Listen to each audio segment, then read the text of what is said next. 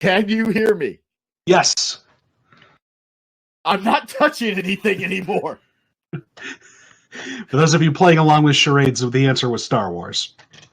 I have been touching things down here all day, and somehow I keep losing my audio as a result. Funny, I thought that would make you go blind.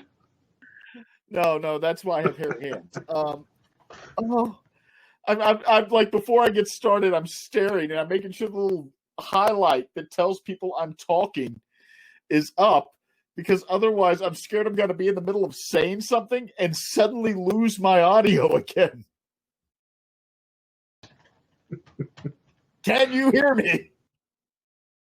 Yes. Okay.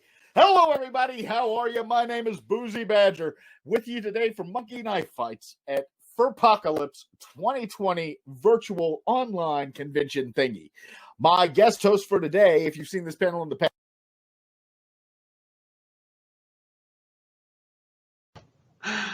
Oh, you're not going to want to hear what I have to say then.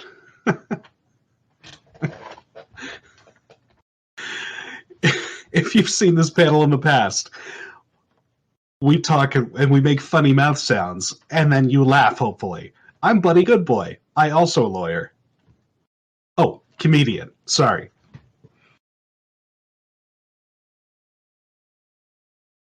I am not tech support, apparently. So, welcome to Furpocalypse. This is my first time here. I've heard great things. I haven't had the chance to go all the way up to Furpocalypse yet, but I am looking forward to the chance when I get to do so. So, if anything, I think that this huge international plague has brought us all together. It's an opportunity, and I, for one, am enjoying the hecky out of it. Well, yeah. I agree. This is a good day. We're going to have a lot of fun together, aren't we, Boozy? No, I can't hear you. Can you hear me? Holy Yep. shit, what is happening? I don't know. What did you do? Can you hear me now? Good. Say something. I can hear you. Holy hell. I don't even know how many people are watching. I don't know if anybody's watching. God, I hope no one's watching. No, come on. It's only main stage. Nobody's watching. Yeah, it's only main event. It'd be like if I suddenly lost my voice in the middle of something on main stage. I look you look dapper and professional, buddy, and I look like I just woke up on the futon in my basement and put on a t-shirt. Like, I wish someone had told me, oh, no, we're taking this seriously. We're acting like we're at a real convention, like, because maybe I would have shaved or something, trimmed Likewise. up a little, brushed my teeth, put pants on, one of those many things. Oh, are you not wearing pants? Pants check. Are you wearing pants? I am. I am wearing real pants.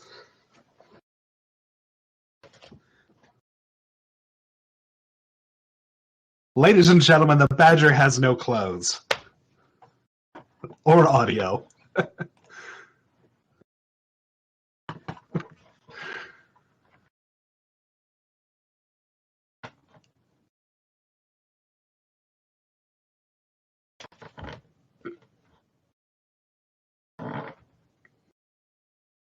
Let's watch as the Badger attempts to repair his computer.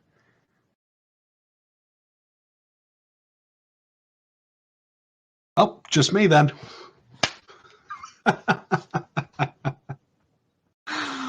Well, welcome to my new show. This is the Buddy Goodboy Hour. I don't have an hour of content. I was really hoping Boozy would help pad this out. Oh, man. So how I got involved, did not wake up today knowing I was going to be involved in Furpocalypse. So I got a Telegram message from Boozy saying, hey, listen, and I'm going to do the voice because, I have to. Hey, listen, I forgot I was doing Furpocalypse and I don't have an hour of time. Can anybody join Monkey Knife Fights? And I'm like, yeah, okay. So this was before we realized we were going to have some of these tech issues, so I kind of figured it would just be stand-up comedy without a hitch, but we're all learning together. And isn't that the most important thing? And isn't this exactly the way a furry convention runs anyway? I mean, nobody's throwing anything at me, so that's definitely a step up. You guys are classy. Hello! Can you hear me now? I can hear you, but I see your real name on the chat. It's not showing up in the video, though, so you're good. Good. Good. How you doing? Right now I'm restarting my fucking computer. Did you know that you can join this room by phone? I do now. Oh my god. I'm aware of it this moment. Oh my god. How is it every time something happens? I have no idea. I mean, how often do you stream anyway? We've only been doing it since March. You think I would have it down by now? Well, I'm not going to judge, but maybe. Okay. It's not like we have to find Pepper Coyote or anything, so you're good. Are there any people watching this? Like, has everybody been like, the fat man can't figure out the internet? We're done. I don't know. I'm not hearing anything from our stage manager here, so I'm assuming everything's going according to plan. I'm guessing there's a chat we can view at some point. Yeah, if you know what the chat is, scream real loud and we'll hear it. It may be better at this point in time. Maybe that's how I have to communicate with everybody during this panel. Maybe I just need to sit in my basement and scream at the top of my lungs. Well, I mean, this wouldn't be news for your neighbors. I mean, there was that one time that we were sitting on the front porch and I was helping put together a fursuit head, and they're just sort of like, huh, who's that stranger we've never seen, and why isn't any of the family who lives in this house with him? And why does he have a fox head? Yeah, well, because they're sexy. Come on. Okay. Let's see if it works now. You can't see it, but your little video frame on the video going out right now is the "Can you hear me now" guy. Really? Yes. How fucking appropriate.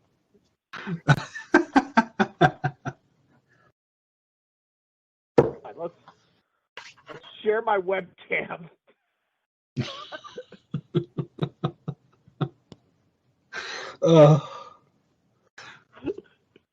This wasn't what I was picturing when I got up this morning, but Me neither. it was up there.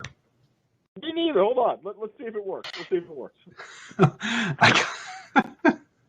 I got the video from your computer, and I got the audio from your phone. Let's see if this one does anything. We can make this work. Well, hold your phone up to your mouth. Can you hear me? Yeah. Yes! I had to restart, but we got it done. Hello, Furpoc. That was 15 minutes of hell. Means we only got 45 minutes left to fill. Awesome. Oh my God. Hello. Welcome. As I said 15 minutes ago before the mic cut out, I am Boozy Badger. This is Monkey Knife Fights. You've probably seen this panel at other conventions where we do it, and it's a bantering back and forth between a couple of people that I find entertaining, myself and whoever the fuck is with me. Today we have Buddy Goodboy Esquire, my good friend and performing partner at various small and mid-sized conventions throughout the United States. How are you, buddy? I'm pretty good, thanks. Had a good Halloween yesterday. Oh, what'd you do? I ran a bunch of 3-year-olds around in a yard, and until they got tired and confused and stopped eating candy. Okay, like you knew these 3-year-olds, though, right? You didn't go out. Well, I did by the end. For toddlers, did you? I mean, we knew each other by the end. That's you kidnapped children. That's what you're telling me. That's your words, not mine. Did you have a panel van? My attorney has told me not to mention this. I'm your attorney, and I'm perfectly fine with you mentioning it. Oh, okay, yeah. It's a very cool panel van. It's got a painting of a wizard on the side. Oh, so I assume, and I'm just like I said, I am assuming, and I've been assuming out loud to the AV guy in the control center for a while now. There's a way for us to actually view the chats that are, involved in this. So if they could tell us, that would work. That would be great. Yeah. So we could see what the That'd be audience good. has to say. Both of them out there, all three of the people who are like, we want to watch you all. Oh, finally, he gave me that, and I now have to join that. And God damn it! So, what do you think about these virtual conventions, buddy? I've actually been to more virtual conventions this year than there's a lot of them that I've never been to, like Furpoc for one. So it's You've pretty cool never been to actually getting Furpoc? involved with it. No, You've never been to Furpoc. that's what I just said. Yeah. Well, I'm just gonna tell you, I am surprised that Furpoc had to go online this year and could not be held in person. Because if you had been to Furpoc and if you had seen their prior hotel, you'd know that anyone who stayed there is immune to every fucking disease that would ever be created. Like, there is no way anyone from that hotel, from that era, would ever have gotten sick. They're probably immune to stuff we've never even heard of before. I have to say, I liked their hotel, like their old hotel. I thought it was great because I like mushrooms with my omelets in the morning, and at least I knew they were being fresh picked. This is how I don't get invited back to things. By the way,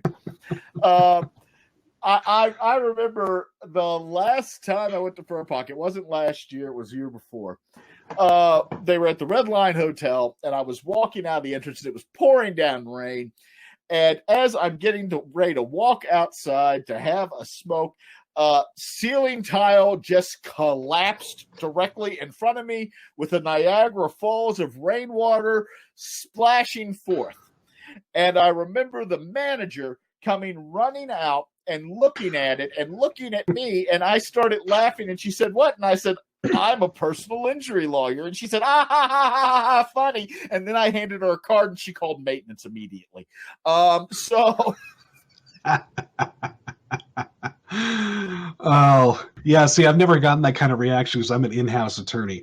The closest I've been able to get is if I'm suited up for a job interview or something, and I've got my portfolio with me with my resume and everything.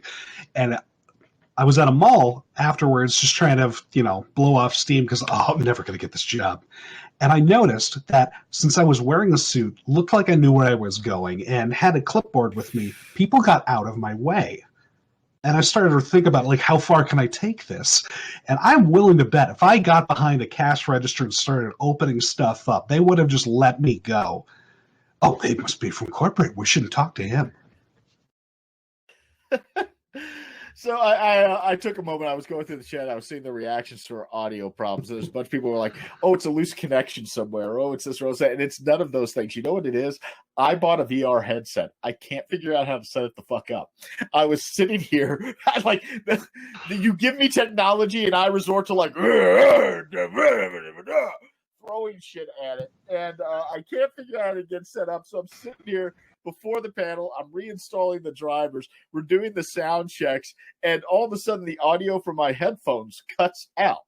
And I'm trying to figure out why the audio from my headphones is cut out, because I can still very clearly hear them, but it sounds like they're on the other side of the room. And that's when I realized that while the mic was picking me up, the audio was coming out of the headphones on the VR headset. I'm right there in the room with you, Boozy. That's a terrifying thought. I've shared hotel rooms with you. Wake up in the middle of the night, you're standing beside me. "Hello, Boozy." Can I get you anything? Are you resting comfortably? So how has your quarantine gone? How has the pandemic been for you?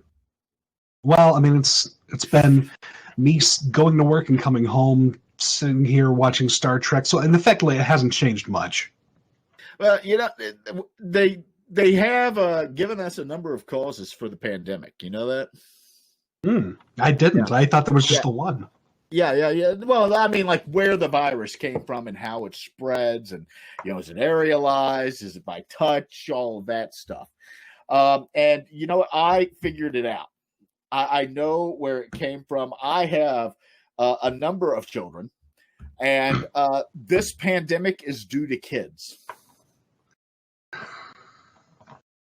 It's okay. 100%. I can see that.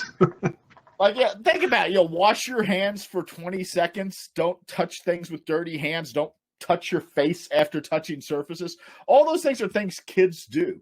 And we need to step up right now and realize that children are the number one cause of disease in these United States. And they always have been throughout history. Like the Black Plague, they want you to think that was rats and fleas. No, it was one overly huggy 5-year-old with a snotty nose. That was the Black Plague. I'm aware of this because I have children, and I know how fucking disgusting children are. To give you an example, my child, Mint Kitten, you have met Mint Kitten, very sweet, small child. Of course. When Every Mint time Kitten, I've seen her, she's had something on her face. Yes, and when she was younger, it was much worse. Well, I remember one time we had friends come over. They were unmarried friends. They were visiting us.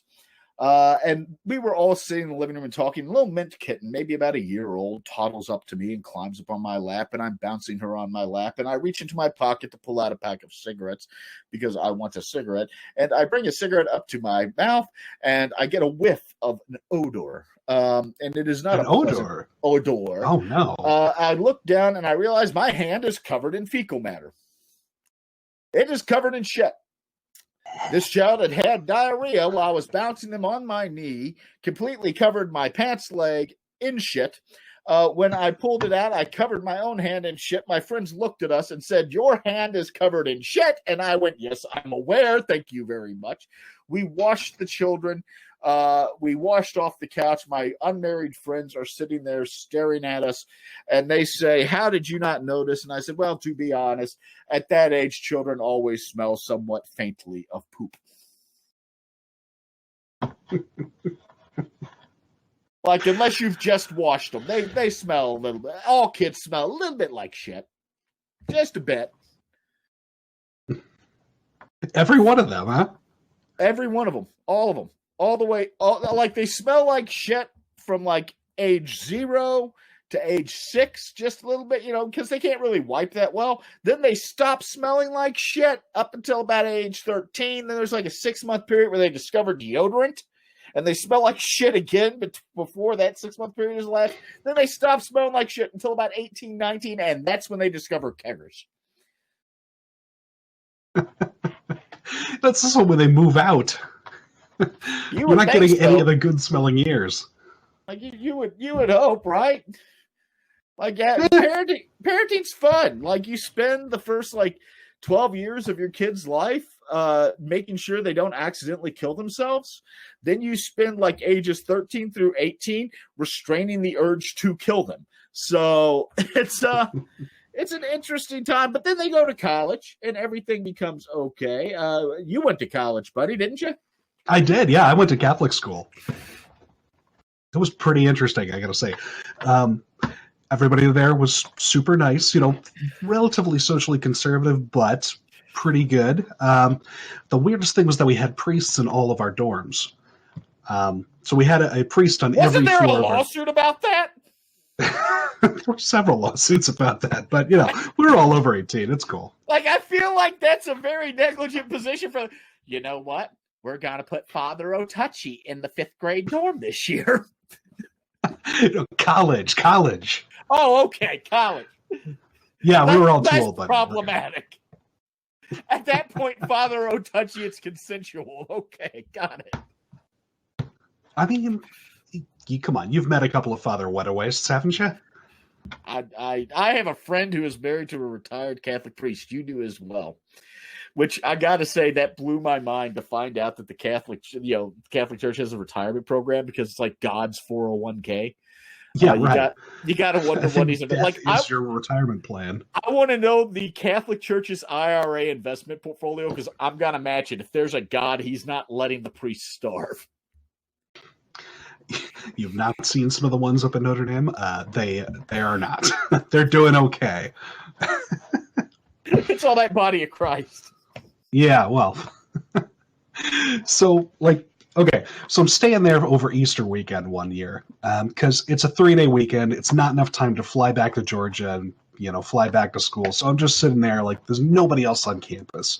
So the 5 of us who are there are crowded into a room. And we're watching, you guessed it, South Park because we're college kids and we're idiots. And not just South Park, the Tourette's Syndrome episode of South Park. You may be familiar with this one. So we are also sharing a bottle of Jameson's. We are most of the way through it. And there's one thing about Catholic school that Notre Dame in particular that may not be familiar to all of your secular heathens out there, but they did have a very hard policy about alcohol. So you can have beer in your rooms as long as you keep the door closed because they know you're going to drink and there's no way of getting around that. But if you get caught underage, then you get in trouble for that. But on top of that, you're not allowed to have hard alcohol at all. And what happens is the priests will confiscate it because they're the ones in charge of discipline in the dorms. So we are drinking Jameson with the label facing the door. The door is wide open, and the priest of that floor is making his rounds. And he comes in and he talks to us for a minute. It's like, oh, you gentlemen all having a good evening. It's Easter, I'm glad to have you all here with us. Are you going to be at Mass tomorrow? Oh, yes, Father, yes. And we're like, don't look down at the table. There's definitely not anything there. Oh, well, thank you all. Have a good night. I'm going to make the rest of my rounds. And he leaves. And we're like, ah. And then he pokes his head back in the door and says, oh, by the way, was that Jameson's? Was it good? Picks it up, takes it, and unforgivable to the other priests, because what I found out after this particular incident is that unofficial policy is what you confiscate, you share. I worked a couple places with policies like that. I like, because like the story's great. I was expecting you like looked at the table and it was gone. Like he did some Jesus miracle disappearing act with the James. You look down, there's just a bottle of Dasani water sitting there. He turned the whiskey into water, kind of the reverse. Honestly, that wouldn't surprise me in any way. This particular priest was about 100 years old. He was allergic to almost literally everything, and yet somehow did not die in a college dorm. So I think he's a vampire. We did have a coffin for him at one point, but we weren't allowed to use it anymore after they thought he would die falling out of it. So, I had a close encounter with a priest back in 2000. I have too. Yeah, we've all had a close encounter with a priest. No, we were sharing a hotel room. Nobody told me that he slept naked, but that was like last year. I feel like you may be entitled to compensation from the Roman Catholic Church. Nah, it's cool. It's a friend of a friend. Like so I had the chance like have a kid, no more privacy. And I'm thinking, room with a priest, apparently no more privacy. Yeah, I was not expecting that.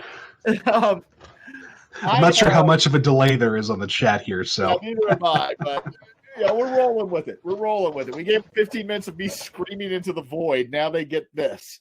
Back in 2007. So there you were. Yeah, there I was. 2017, I was flying to MFF, Midwest Fur Fest, or as we call it now, Furfest, in Chicago. And I was changing planes, but I get on my first plane, and I'm sitting in my seat, and I look up, and everybody's boarding, and down the aisle comes a priest. And the man had the largest crucifix around his neck that I had ever seen. We are talking like the Flava Flav of priests walking down the aisle of this plane. And I mentioned, by the way, that we have a friend who their husband is a retired Catholic priest. And I am describing that situation to them. And they came back in and they said, my husband says that it's probably a bishop because the crucifixes go up in size the higher up in the church you are. And I thought somewhere in Rome, the Pope is going around in like the Zamboni with the glass enclosure, but behind it on an 18-wheeler bed is just the biggest goddamn crucifix you've ever seen with, that sex symbol, six-pack Christ on it, making all the... Yeah, he's pretty cut for a carpenter. Yeah, he was, wasn't he? I mean, so anyways, the priest sits beside me. We have a wonderful conversation. We change planes in Detroit. I say, goodbye, Father. I get off my plane. I go to my next plane. I sit in the perfect space. It's all the way in the back, right by the bathroom. The seat doesn't recline and smells like shit the whole flight. And I look up, and coming down the aisle is Father Flava Flav again. And he sits right beside me again. And I'm thinking, well, this is uncomfortable. I feel like I should not be sitting next to the same priest on 2 flights. It's like something out of a bad horror movie. It feels a little foreboding. I should ask him to give me the last rites. And as we were flying into Chicago, he looks at me and he says, and we're having a fairly nice conversation. He says, so are you from Chicago? And I say, no, I'm visiting. And he goes, what is the purpose of your visit? And I say, it's a convention. And he goes, oh, what type of convention? Is it sales? Is it? And I'm sitting there thinking about how I can describe the furry fandom to a Catholic priest or bishop. And I say, well, it's porn. I'm going to a porn convention. You want to come? You didn't. Yeah, he did not want to sit with me. He did send his regards, though. And I got. Oh, well, that's good. I got to the hotel. I got to the hotel a little bit before check-in time officially started. But sometimes, your room's ready prior to check-in. So I went up to the counter. I gave the person my name. They said, your room's not ready yet. However, we'll take your bags. We'll give you a call when your room is ready. This was at noon. My room remained not ready at 1 o'clock, 2 o'clock, 3 o'clock, 4 o'clock, 5 o'clock. I had to be on stage at 6 p.m. that night. So I went up to the counter and I looked at them and I said, you know what? I don't know what you're doing up there. And I don't care. I would like to go to my room. If there's a hooker in there and they're dead, leave it. I need a shower. I smell like priest. You didn't say that. And they actually asked me what priest smelled like, and I told them spearmint and shame. So oh my God. I have fun flying to MFF. Like, I have fun at MFF, but every time I've been to MFF, I've had a great time. Not necessarily at the convention, although I do, but in getting to the convention. Like, I did that one year. Last year when I went, I flew again, and I flew Spirit Airlines. Spirit, when you just don't give a fuck. Oh, yes. Like, we're sitting there, and I was like, I'm surprised they don't make you pay for the toilets. And then I think, some people would actually probably pay extra to sit in a seat covered with urine. Please, no one tell them that. They'll start making it a feature. There's some airlines, like if you're on United and your United flight gets canceled, right? Yeah. They'll put you on another airline. They have a partner airline, right? To get you to where you are in a reasonable amount of time. Spirit doesn't. Spirit has 1 flight a day out of every airport. They fly each route once a fucking day. And if you miss it, that's it for the fucking day. You're waiting until the next fucking flight the next day. And it's like, you're like, what about a partner airline? Like, oh, there are no partner airlines. It's just you and me. No one can hear you scream, motherfucker. I'm sitting on Spirit Airline on my way to MFF, and I look up, and there is a gentleman walking down the aisle, and he's wearing one of those Fox Motorsports hats. You remember those Fox Motorsports hats, buddy? We're relatives. Oh, yeah, of course. I'm from the South. I've seen them all the time. Yeah. And I'm looking at the hat, and I'm thinking, okay, one of 2 ways. Either this guy's a motor enthusiast or he's a furry, and I don't know which one. And he sits right beside me. So as the plane's getting ready to take off, I get on Twitter, and I tweet, a gentleman in a Fox Motorsports hat on my way to Chicago for MFF just walked down the center of the plane and sat beside me, and I don't know if he's a motorbike enthusiast or a furry. Hit send. put my phone away for the flight. I have a wonderful conversation with this kid the whole way. We're coming into Chicago, and I look at him, and finally I just say, so what brings you to Chicago? And he says, oh, I'm going to a convention. I go, oh, what type of convention? He says, yeah, that's because I'm an asshole. Like the moment he said I'm going to a convention, I knew. but I'm an asshole, and I'm not gonna let him know that I know. And I'm not wearing like my. So you're sitting there in your priestly outfit. Yeah, like, you're sitting there in your priestly outfit and asking him like, "Oh, what kind of convention is it?" Like I'm not wearing like, porn. It's porn. If you see me on stage, I have a very distinct getup that I wear on stage. I wear either a pink or purple shirt. I wear my slacks. Sometimes I have a tie, but I always have that same tweed jacket. My hair's always slicked back up. I'm not wearing that. Like I'm wearing a pair of blue jeans, some old tennis shoes, and a polo shirt under a windbreaker. Like I do not look like boozy at that time. But anyways, right, you look like someone's dad. Right. So I say, oh, what type of convention? You can see the gears working in his mind as he's trying to figure out how to explain it to me. And then he looks at me and he goes, porn.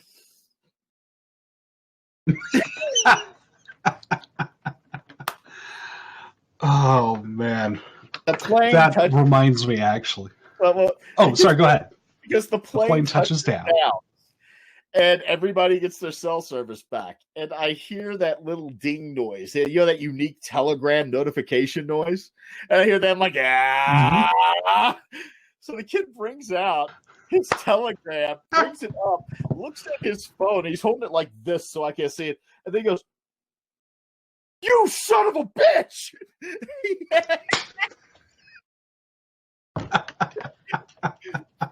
While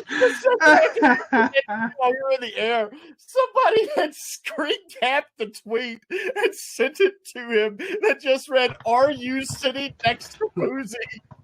He showed it to me. I went, "Pleasure to meet you." Grabbed my bag and walked off the fucking plane. That night, I get on stage at MFF. I'm getting ready to tell that story. I look straight back at the AV booth, and there he fucking is sitting in AV. He was one of the AV guys. Oh.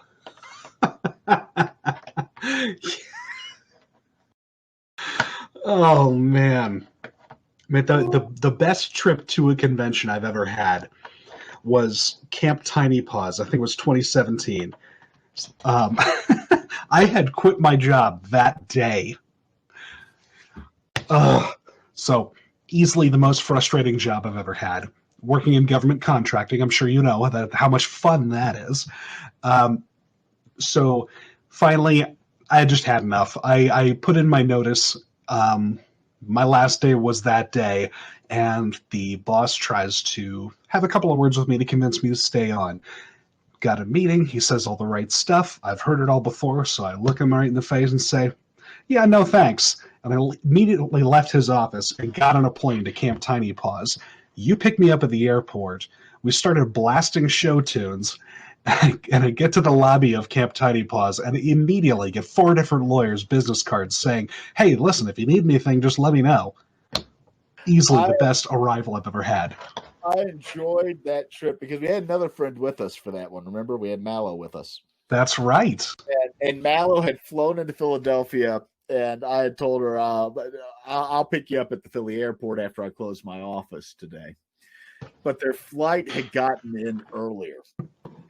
And I'm watching messages throughout the day coming, and the messages are things like, there's a cowboy talking. This person's from out west. And they're like, there's a cowboy talking to me. And I'm like, what do they look like? And they describe it. I'm like, that's not a cowboy.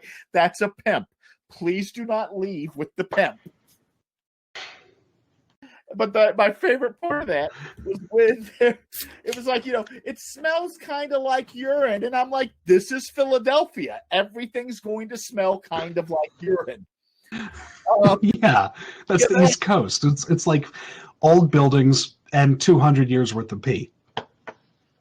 My favorite message, though, was, oh, there's a pigeon. It landed on the railing across from me, and we made eye contact. And there's a break of like a minute, and then it's the pigeon just dropped dead. I just oh, that was such an eventful trip. Oh my God. When I finally got off, when I finally closed the office, I pulled up into the pickup lane at the airport to pick them up, and I had the windows down, and I was blaring the theme from It's Always Sunny in Philadelphia on repeat.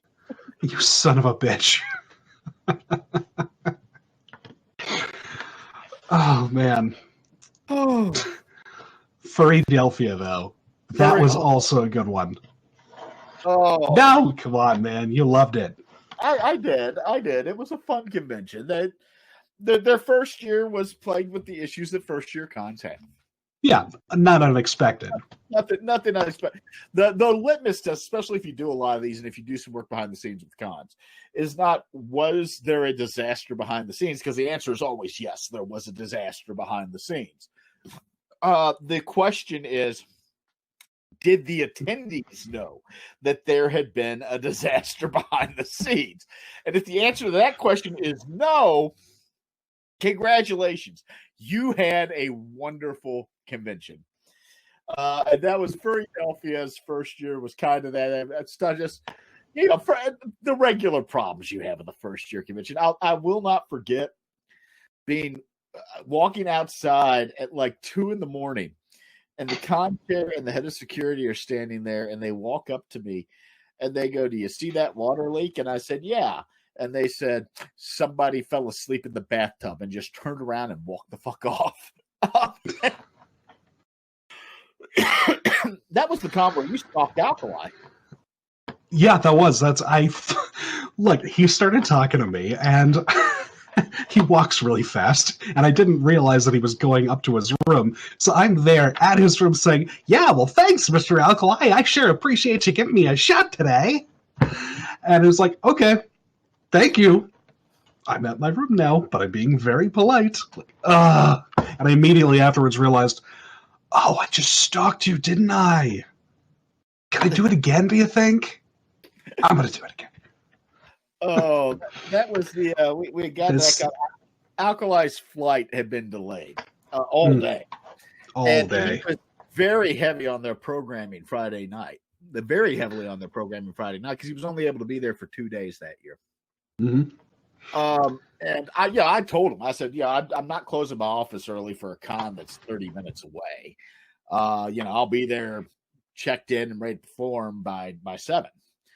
And I didn't have anything on my schedule until 10 o'clock. I got there. All of my friends were there. Alkali's flight had been delayed.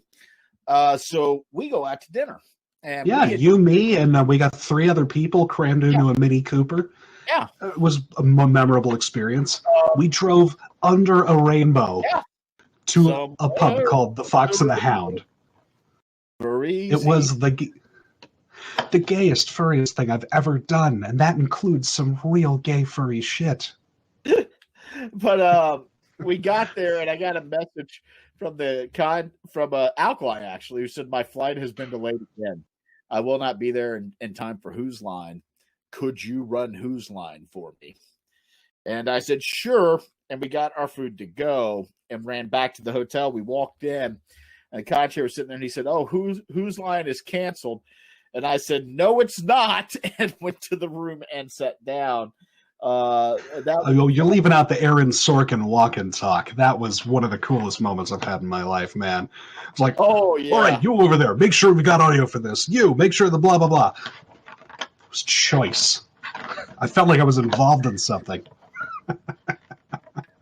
We have fun. We have fun. Oh, we do. We do. We have 15 minutes left. And I think that now may be a good time to let people know that occasionally when you see us on stage and we're doing these things and we're telling these stories, we will say things that are definitely sending us to hell, like the joke about the priests earlier. Oh my God, I immediately felt so bad about that. They're not very nice. I want to make it clear. All the ones I knew. We're not making fun of religion. It's just we're making commentary on observations about religion. Like, the Catholic Church has priests, and Father McTouchy's definitely a thing. There you go. The Midwest is fucking terrifying when it comes to religion. The Midwest is horrifying. I went to First Squared this year, and to get to First Squared, I drove completely across Pennsylvania, Ohio, and Indiana, and then went fucking north through Illinois to get to Wisconsin. And along the way, I got to see a lot of really good road signs.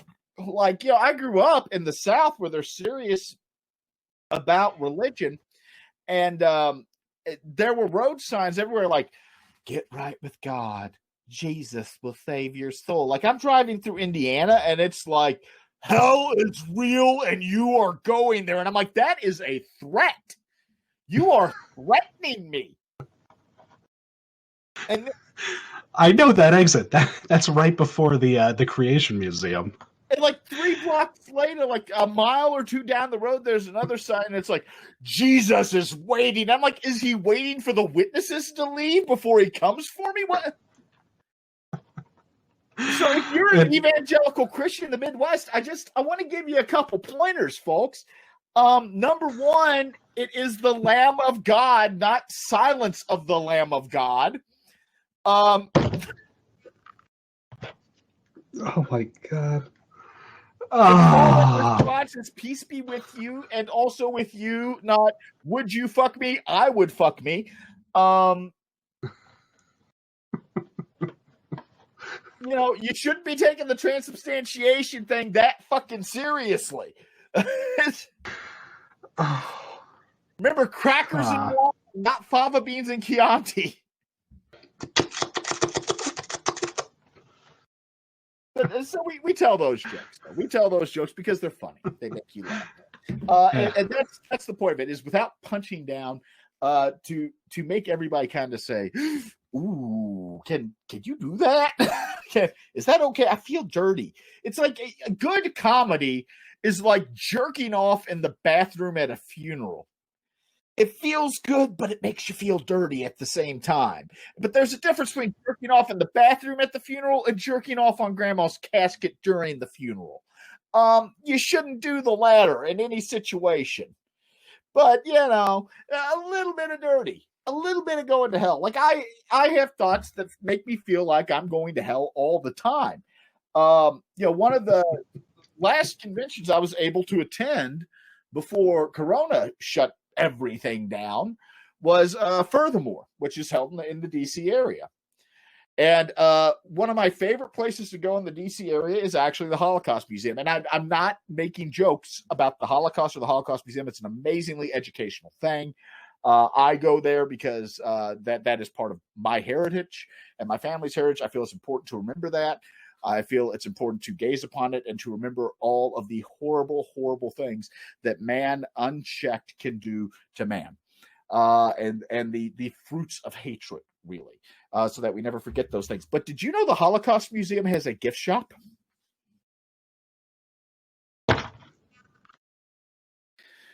No.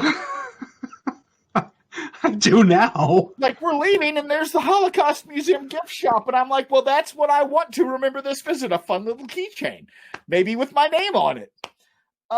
Who's shopping at the Holocaust Museum gift shop? If you date somebody and their Christmas list is exclusively things you can get from the Holocaust Museum gift shop, maybe break up with them. And in the back of my head, I'm thinking, this is the test. This is what sends me to hell. And I did fine. I did fine at first going in. I didn't laugh at the ashtray. I didn't laugh at the commemorative lamps. But fuck me, I was not ready for the Anne Frank hide and seek playset.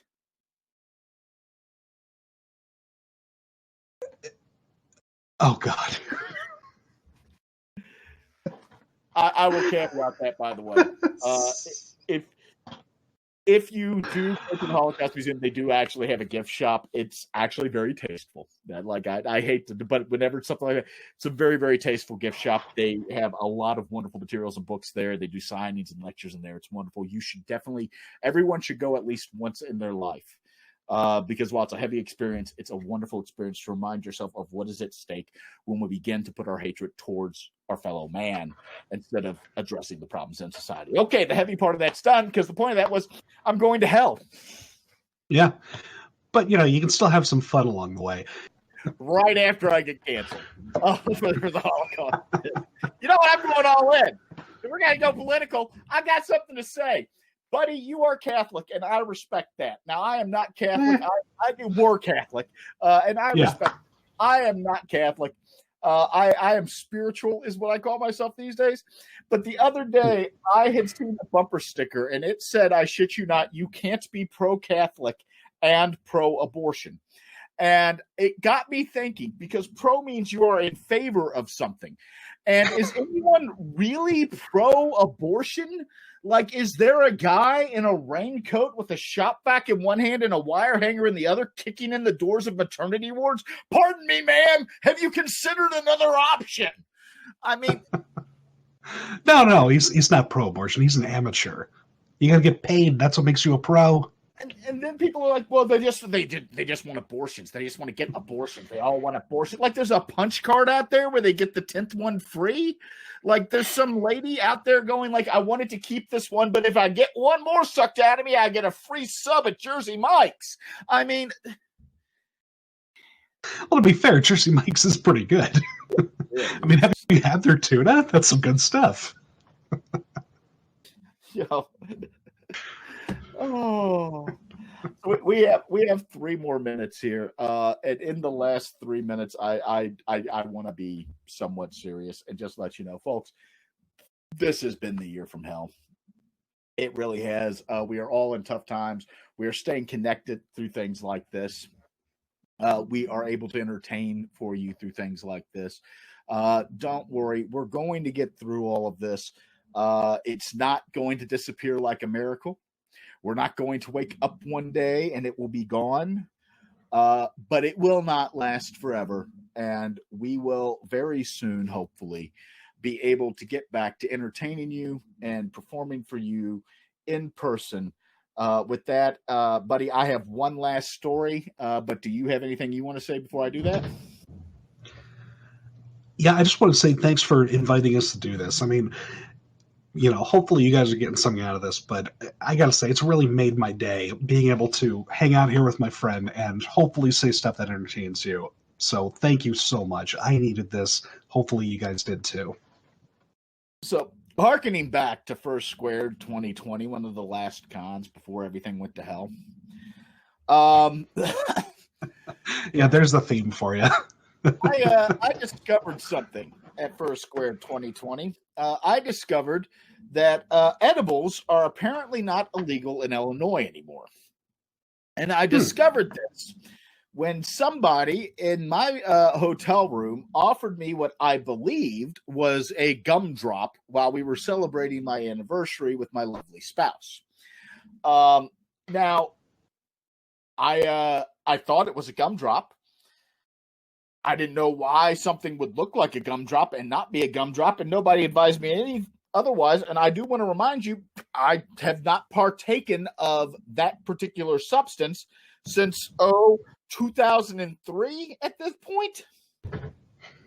So I took gumdrop, and I had a panel afterwards, and the panel was kind of like Cards Against Humanity. But instead of getting cards to respond, you had a bunch of furry books, and you had to go through the books and choose a sentence. And a friend of mine, a fellow comedian, was on that panel with me. If you can suss out what it was from what I've told you, you can find the video online. You can see this from yourself. And we had both partaken of the edibles, and I, of course, am sitting up there, and now I know it's an edible, and it starts to hit me. And we're sitting here, we're going through the books, and like I'm chuckling, I'm laughing, I'm giggling. I lean over and I go, oh man, this is so hard. And he looks at me and he goes, dude, I am high and dyslexic. This is playing on nightmare mode.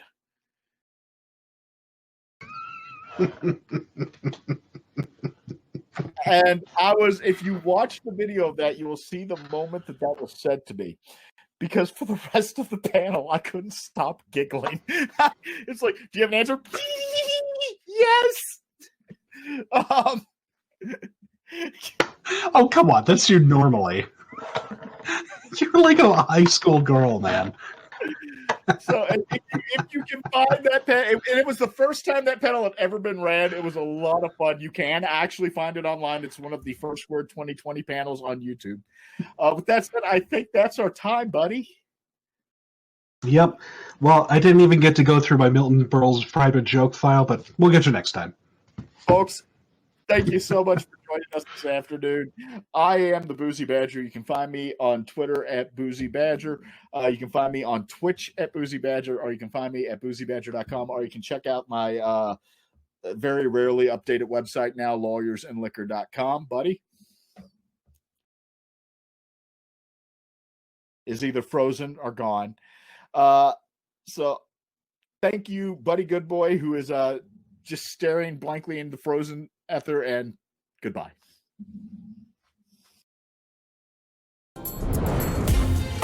Silver Gato Man, he bought me a coffee. Silver Gato Man, here is the song for thee. He likes to video all the panels at the cons. You should go and watch them whether they are short or long. Silver Gato Man, you video that's not a jibe. All of you go to his YouTube channel and like and subscribe.